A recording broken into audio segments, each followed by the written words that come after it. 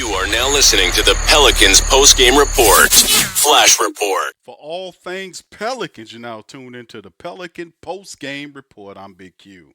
Much love to the fan. Appreciate y'all in this episode of the Flash Report. We're going to talk about some trade news, some Pel trade news, updates, several stories of circulating right now. I just want to keep the Pelican community in the know, as PPR usually do. So as we get ready to go, y'all hit that like button and the sub button, man, and importantly, the share button as we get going in this thing, man. Much love to the fam. All right, number one to talk about right now is the talking points going on with the Pelicans. Pelican Debrief did an article. A shout out to them. Pelicans family members left grinning after report provides trade deadline silver lining, and it's tied to Ben Mathurin, the two guard for the Indiana Pacers, a good player. This could be something that the Pelicans could be looking at, man. Let's play this little tweet right Another here. real quick before I throw it back to you, Tomer, I want to bring up is Yves Missi from the New Orleans Pelicans. He's an interesting name that isn't one that the Pelicans have definitively said that they will not trade, like Trey Murphy, like Herb Jones, Zion Williamson ahead of this trade deadline. He's available right now, and he's going to be one of the best big men on the market if they truly do want to move him because he still has plenty of years left on that rookie contract. He's coming off an all-rookie season.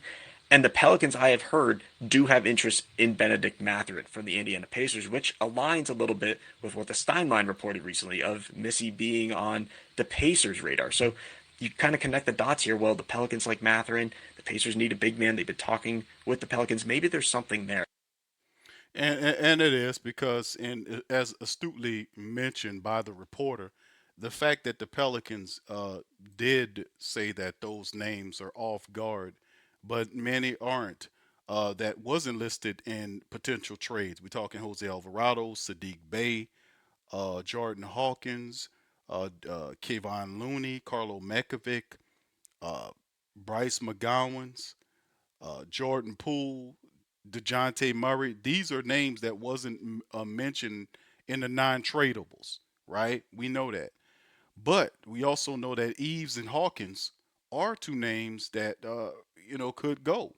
And I shared some information from Siegel yesterday about the reason why this could be happening is because of the fit for what Joe Dumars perceives the team needs to be. And also it could be tied to the fact that both these were taken by the previous administration. So this is what they call a silver lining for the Pelicans trying to get some help. Going back to Fisher report, the one team he mentioned as having interest in Missi was the Pacers that make it easy to connect the dots and wonder if a deal centered around Benedict Mathurin could be on the horizon for New Orleans. Now, why are the Pacers willing to make this move with the Pels? Coming into the season, the Pacers' fourth-year guard was widely expected to take a massive leap and was one of the preseason favorites for the league's Most Improved Player award, with Tyrese Halliburton sidelined for the year due to the Achilles injury. The opportunity was there for Benedict Mathurin, but it just hasn't worked out that way. He's averaging 18 points a game, which is phenomenal, shooting 42% from the floor compared to the prior season. Mathurin's points per game have increased by 1.7. His field goal percentage has fallen by 3.5% despite an uptick in minutes. The downturn likely explains why the Pacers are exploring trade options. With his contract expiring at the end of the season and the team already committed long-term to guard Andrew Nembhard and wing Aaron Naismith, there's little to no value to invest further with Mathurin. Now, with the Pacers in desperate need of front court help following Miles Turner's departure to Milwaukee this offseason, trading Mathurin could yield a return that addresses Indy's weakness. Now, why this trade makes sense for the Pels? Well, there's a risk in betting on a player who hasn't taken a step in this season, but the upside still makes the gamble worth considering. Mathurin's been a steady threat from beyond the arc, shooting over 36% from downtown. He's excellent at drawing contact and getting to the foul line. He's the type of player you could trust to score in late clock situations. There are all things the Pelicans could use, would relieve some pressure off of Trey Murphy III, as would be nice for the team to have another floor spacing option, right? It is also important to note he's just 23 years of age, making him a perfect fit with the Pelicans' young timeline, which reports suggest that the Pelicans are ready to part with Eves if the Pacers are desperate enough to dangle Ben Mathurin in trade talks.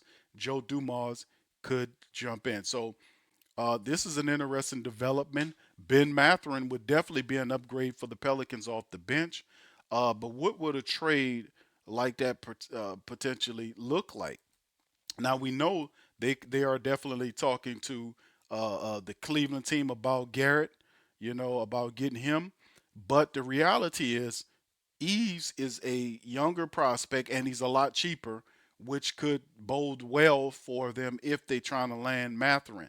Now this is just rumor central, but this is all I'm giving you.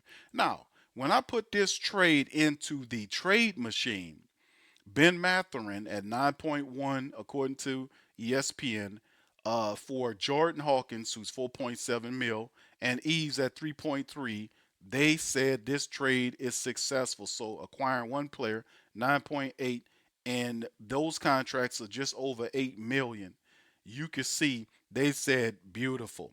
Now, is this something that we could be looking for here as they get rid of Hawk? Remember, they were playing Hawk recently to try to help him. Now, both of these players would excel underneath Rick Carlisle in Indiana, and having a 17-point a game scorer in Ben Mathurin who can shoot threes and play and guard multiple positions. He can guard 1 through 3, even though 2 and 3 is a good spot for him in terms of him guarding. But he's a guy that can bring value. He's a dog, and he would definitely help the Pelicans add another scorer there to the mix, and basically giving up Hawk and Eves for the for the trade if that is indeed what they're interested in getting for him. So that is just something I wanted to kind of toss at you guys about the trade rumors happening around with the Pelicans and the Pacers, right? All right. So anyway, let's keep the train moving, man. As well. This is also something that happened, just in case people don't know, is that Pelicans inquired about Memphis about Ja Morant. That's right. The Pelicans call him, say, "Hey, man, what y'all want from him?" Somewhat surprisingly, the Pelicans have inquired about Memphis asking price for Ja Morant in a potential buy low scenario. League sources told HoopSite. Meanwhile, the Pelicans they're telling rival NBA teams that rookie starting point guard Jeremiah Fierce and rookie center Derek Queen are untouchable, right? So they're inquiring about Ja Morant, which is so interesting, man. But Terry Kimball, shout out to him at Sports Illustrated, he talks about it as well. And while why acquiring a talent like Morant is intriguing, but it may be a long-term mistake for the team. Let's hear what Brother Kimball has to say.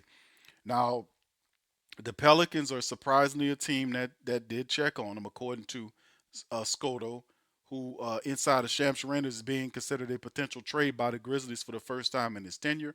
We do know that Ja wants to go to Miami, but Scoto writes, somewhat surprisingly, Pelicans have inquired about him. Pelicans have been telling NBA rivals that Fears and Queen are untouchable. Now, Ja Morant's potential fit in New Orleans is highly questionable. Why? A deal for Morant most likely has to include one of their higher priced guards, Jordan Poole or DeJounte Murray, to match salaries, and some pick compensation or additional players like Eve or Jordan Hawkins. The initial prospect of talent like Ja Morant sounds enticing to Zion Williamson or Trey Murphy, but the fit isn't ideal considering the Pelicans' current roster construction. New Orleans is already leads the league in points in the paint, 58.2 per game, while the team struggles mightily is three-point shooting, where they're near the bottom of the league in attempts and makes. DC covers and talks about this all the time. Ja Morant doesn't solve the 3 versus 2 math problem that haunts the Pelicans during every contest. Former 2 overall pick is shooting 20% from beyond the arc, the lowest in his career. There's also durability concerns, aspect to considering a player who has missed significant time over the last few seasons. He's missed the last 5 games with a calf injury in 21 games this total year. This is on the heels of playing just 9 games during the 23-24 season after a shoulder injury ended his year. Last season, Morant missed 32 games during the regular season and Game 4 of the first round of the playoffs due to injuries. Now, New Orleans is too familiar with the injury-prone player in Williamson, who was selected as the number one pick in 2019, alongside Ja Morant, whose extensive injury history gives teams pause when considering acquiring that player.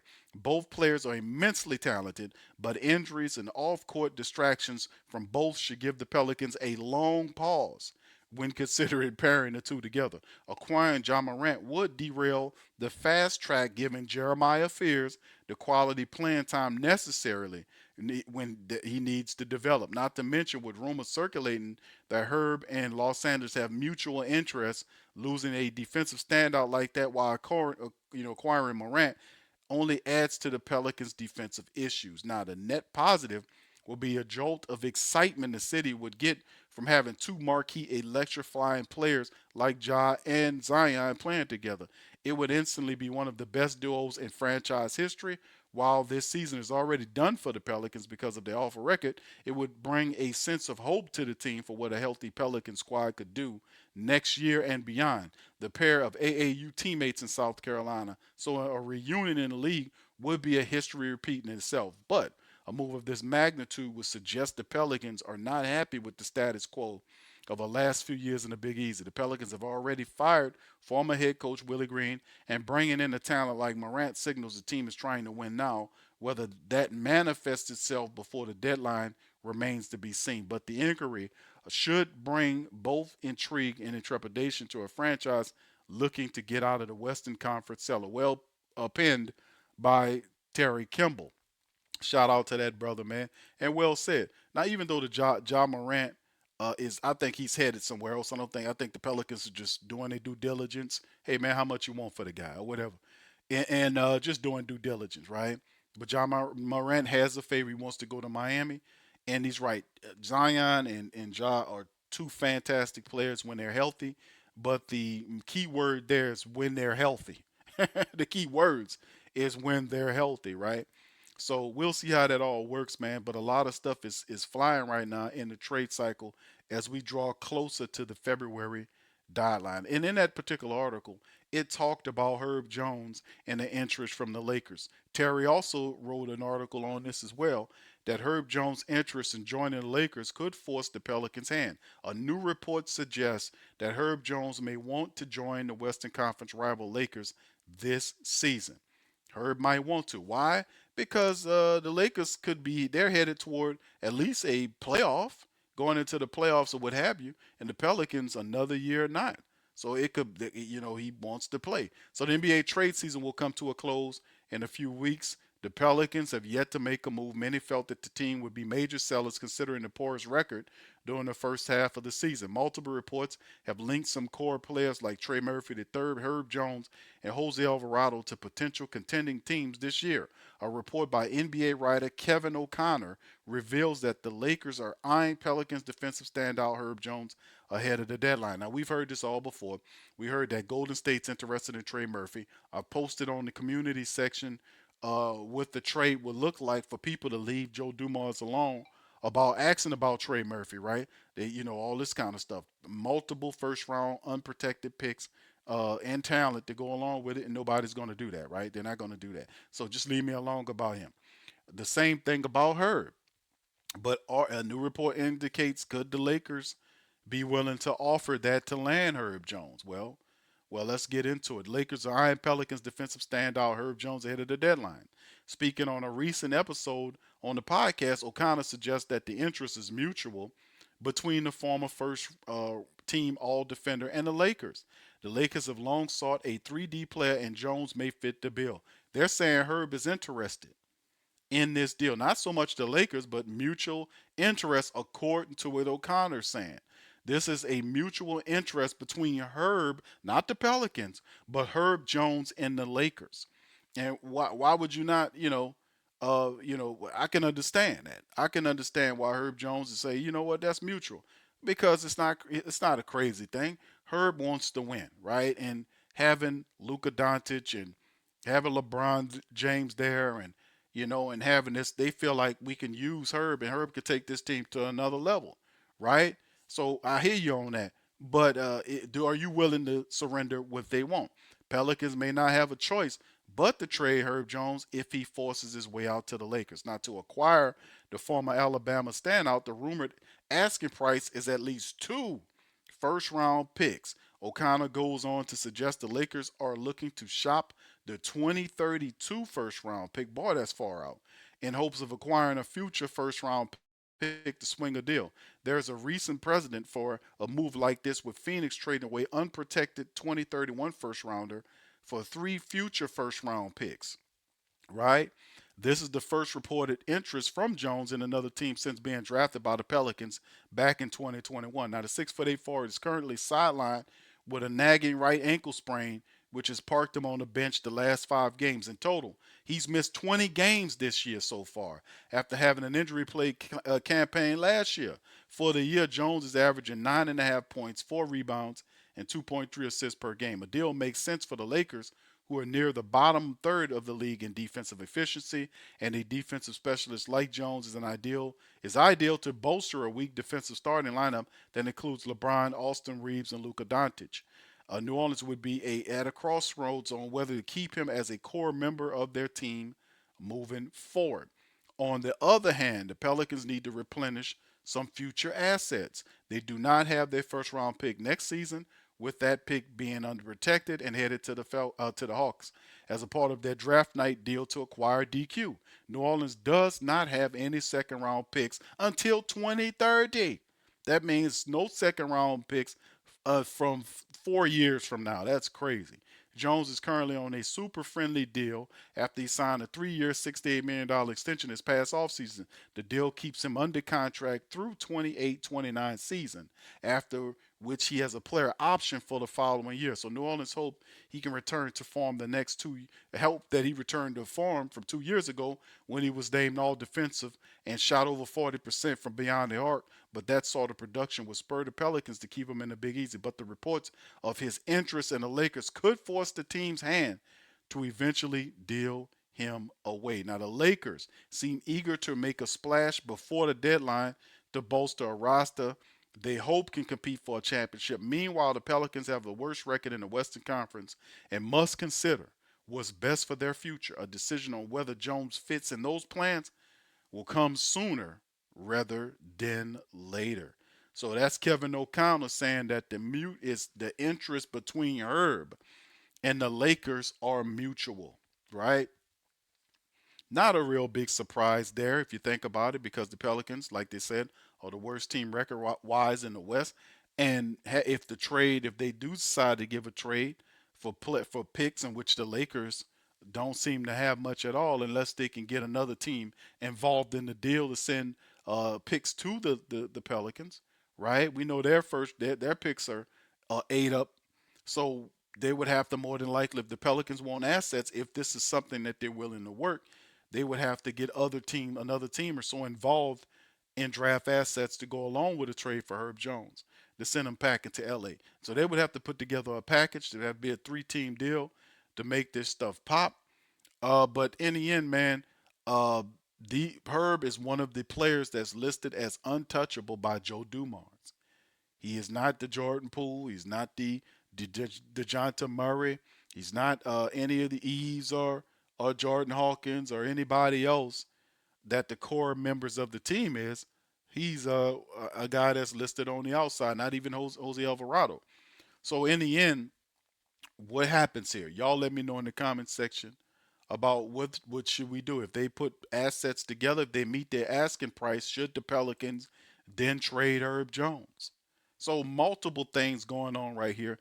We still have some time before we hit another several weeks before we hit the trade deadline, which is February the 5th. Man, it's a lot of stuff shaking and baking. So the Pelicans are working and looking to see if they can get assets out, assets in, because it appears to me that the Pelicans still feel like they can make some noise here. They're trying to make some noise this season long. They're not going to totally surrender what's going on. It's like, Hugh, it's over with. I hear you on that. But how far? But like I said, I get curious, because for them to do anything, they would have to go on some serious winning to be able to catch up and get back into this division, man. To catch up with it, because it's two teams that's playing tonight, in the Pelicans and the Pacers. These are the two worst teams in the NBA. The Pacers are the worst team in the East. The Pelicans are the worst team in the West. So it's the battle of two of the worst teams in the league. But the Pelicans, if you look at what they're doing, there are what they're about. If they have to put together a winning streak, not the fact that they'll get back to 500, but it's where their place is in terms of being out of the 10th spot in the play-in tournament. So if you have hope from the general manager position and they're not relenting the season and they have a slither of hope, they're looking at trying to capture one of the spots in the play-in to try to catch up with them. And I think I think they're about 8 games. They're about 8 games or so, 8 to 9 games. I want to say they're about 8 or 9. Y'all correct me in the chat, but they're about 8, 7, 8, maybe 9 games out from getting the 10th spot. So I would, you might not catch, you might not catch your way back because obviously they done played 43 games, so you're not gonna have a 500 season. That you'll be 41-41 through 43. You're already games past that. So all you can do is, if you're the Pelicans, is to start winning again, and you have to catch that 10th spot, which the 10th team currently in the 10th spot is the Memphis Grizzlies at 17-23. The Pelicans are 10-23. So it's a 7-game difference right there. Maybe a 7, 8. Let's see about they're about I would say about 7, 8 games that they would have to catch up and win games and stay steady, and then they will have to gain ground. But they're only about 7 to 8 games outside of the 10th spot for the play-in. Is what you're aiming at. That's all you can do is aim for that, right? And there's still a hope as long as maybe they can get some help, like a Ben Mathurin to come in to help spark the bench. They take the scoring duty off of guys like Zion and Trey Murphy and kind of solidify the bench. They need help on that bench. They need some more scoring there. So they might be able to kind of send Yves out so they could kind of have some more room to play guys like Kevon Looney to kind of reshape that bench roster. We'll see what they do, man. It's a lot of stuff to talk about. But anyway, that's all I got for y'all today. Y'all heard me talk about it. I gave y'all the updates as it stands for this day. Y'all now hit the comment section up and let me know what you think about the Ben Mathurin for Yves Missi and Jordan Hawkins potential trade that could be listed, not official. Your thoughts on the Ja Morant situation, your thoughts on the Herb Jones, should the Pelicans ship him on up out of here for 2 first-round picks that they're asking for? Could this be? Herb is interested in it. Should we listen? A lot of really interesting things are going to happen between now and February the 5th, and we here for it. With that being said, I am Big Q. Shout out to DC, shout out to Lex, and shout out to you, the flocking community. Y'all do me a service. Hit that like button, hit that subscribe button, man, and I shall return later with more information. Tonight we'll be doing final PPR final. We'll be recapping the Pels and Pacers matchup tonight. So with that being said, I'm out. Much love. Go Pelicans. Subscribe now and stay up to date for all things New Orleans Pelicans.